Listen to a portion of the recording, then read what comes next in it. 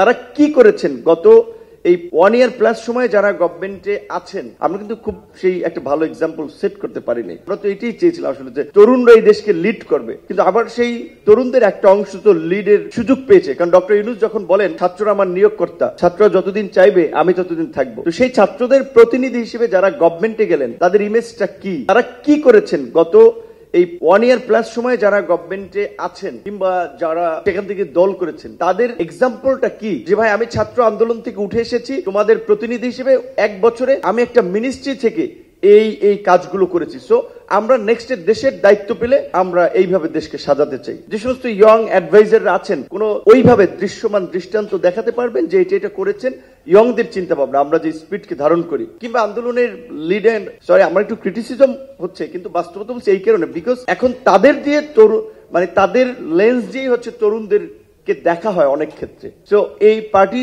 গঠন করলো, সেখানে তাদের বিভিন্ন জেলা ঢাকার পর্যায়ে যারা দায়িত্ব পালন করছে, বাছাইকৃত কাঁচামাল ও স্বয়ংক্রিয় ইউরোপিয়ান মেশিনে তৈরি হয় all time honeycomb, all time healthy life. এমনকি আমার খুব খারাপ লাগে, আমার খুব ক্লোজ কিছু সহকর্মী শুনি ইভেন তাদের মধ্যে অনেকে ফিমেল, যে লালন মেলা হয় কুষ্টিয়ায়, সেখানে ওইখানে আপনার একটা থাকে, আপনার রাজস্ব কালেকশন একটা প্রসেস থাকে, সেটা অনেক ক্ষেত্রে গভর্নমেন্ট করে, অনেক ক্ষেত্রে এটা টেন্ডারে দেয়, সেটা তারা এগুলো নিয়ন্ত্রণ করে। তাহলে আমাদের সিনিয়র সিটিজেন যারাও একসময় বলেছিল যে বাবা এই old generation dirty politics, corrupted politics, এইটাই দেশকে কিচ্ছু দিতে পারবে না, তোমরাই কিছু দিতে পারবা, তোমাদেরকে ভাবতে হবে, তোমাদের রাজনীতিতে এগিয়ে আসা উচিত। মানে সরি এক্সেন্স এরকম অনেকে আমাকে বলছিল, ইভেন জাফরুল্লাহ চৌধুরীর মতো ব্যক্তি আপনারা চেনেন, সবসময় বলছে তোমরা বুড়োদের কথা শুনো না, বুড়োদের পিছে ঘুরো না, তোমাদের চিন্তা ভাবনা তাদের চেয়ে অনেক ভালো, ফ্রেশ, তোমরা ভালো কিছু করতে পারবা।